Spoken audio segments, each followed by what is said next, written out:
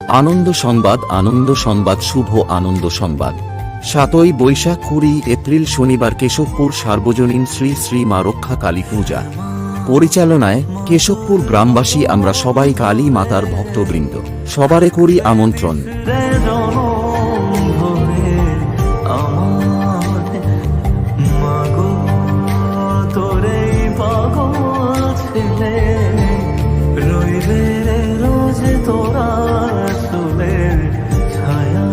সঙ্গে থাকছে মেদিনীপুর বিখ্যাত ঢোল।